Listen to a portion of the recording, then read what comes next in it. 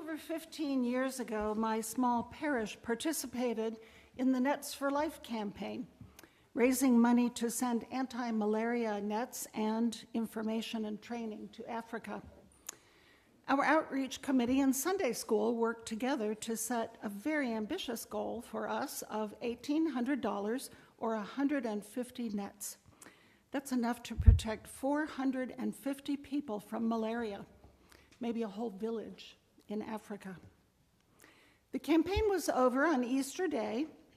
We had collected about an average of $200 a week, and 1 week before, on Palm Sunday, we had only $1,200. We were still $600 short. While I was happy about the 100 nets we could buy, I was disappointed that we didn't make our goal. I told the senior warden on Wednesday of Holy Week that we weren't going to reach our goal.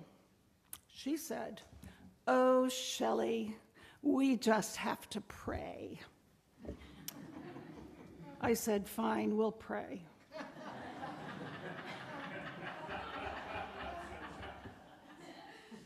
So she prayed out loud right then that God would bless our efforts to help our brothers and sisters in Africa.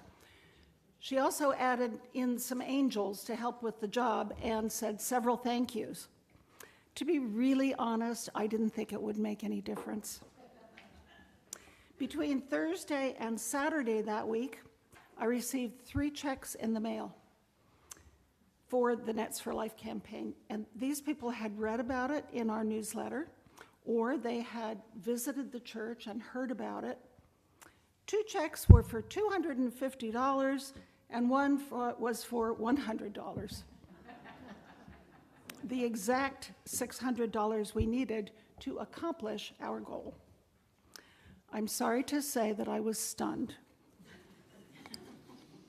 Then on Easter Day at the 10 a.m. service, when we took the final collection, one of our teenagers stood up, waving an envelope, and called out, "Shelley, here's $12 of my own money to buy a net."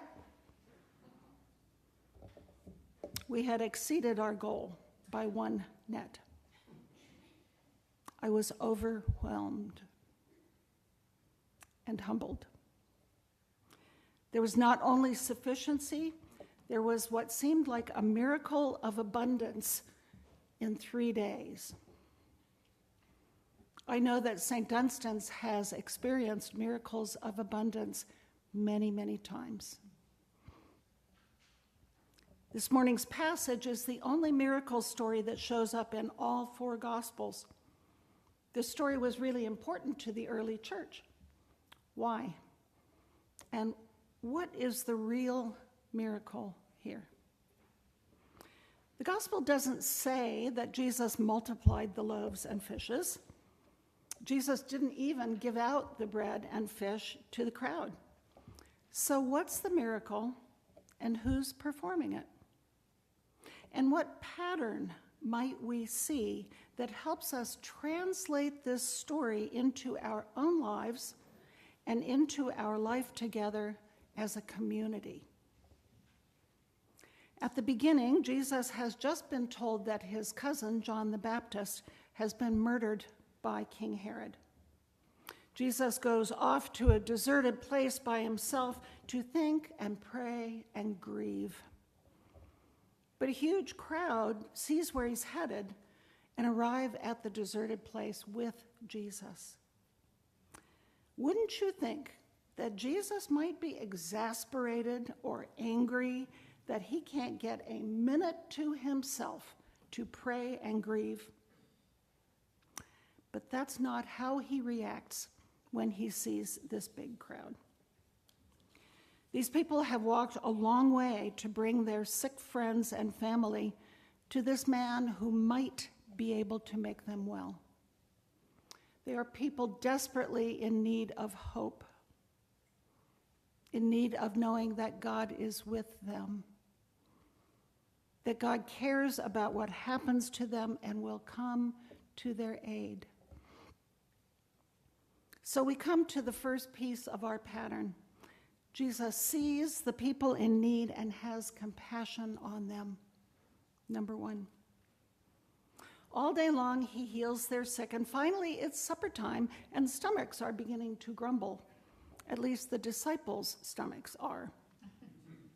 They see the need, a huge crowd of strangers and people who have nowhere to go to get food. But they don't really seem to feel compassion for the people.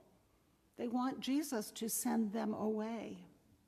They want to make the problem disappear. They don't want to deal with the hungry people. And furthermore, they want to sit down and rest and eat the 5 loaves and 2 fish that they have brought for their own dinner. The disciples' concern is turned inward on themselves. They want to focus on their own needs and not be bothered by the needs of all these other people. But this is not how Jesus sees it. When the disciples asked Jesus to send the crowd away, he says, they need not go away. You give them something to eat. So we come to the second piece of our pattern. Jesus expects those who follow him to be active agents in caring for the needs of others.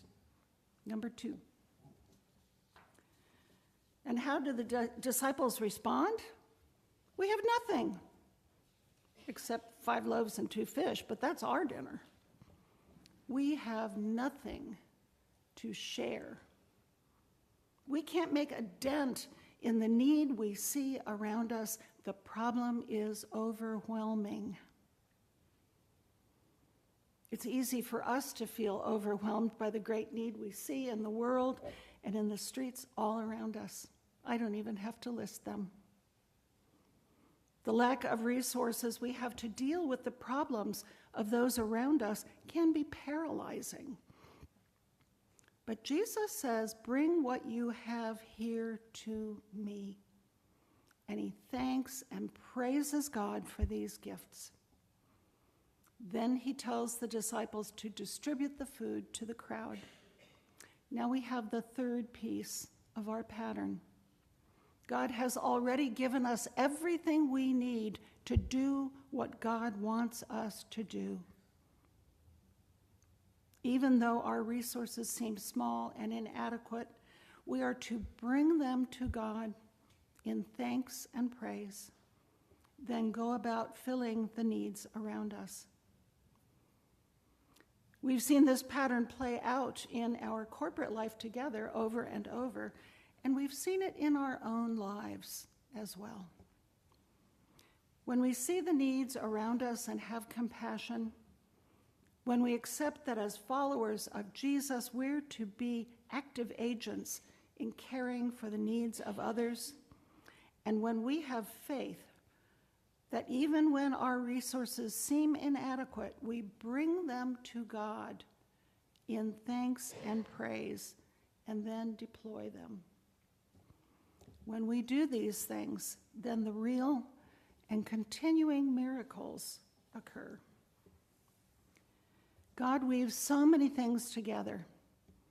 The compassion, willingness to act, and faith of individuals and groups, the opening to something large and wonderful happening, even when we can't see how. All these things and more, God weaves together to create miracles on a regular basis. When we see ourselves as connected with everyone and everything else in the world, when we see ourselves as one with God in God's purpose of reconciliation and unification, then we can see the abundance around us like Jesus did. This is true of food, housing, reconciliation among races, spreading hope in a desperate world, and everything else. The lesson of this miracle story that we read in all 4 Gospels is clear. Focus outward with compassion on the needs around us. Realize that we are all one in God. Accept that we are Jesus' hands and feet in the world. and offer what we have to God in thanks and praise. That last step is important, and I think it's often neglected because we don't do these things ourselves. God is always involved. God is the active agent. God is the one that weaves the miracle together. Maybe Jesus made the bread and fish miraculously increase.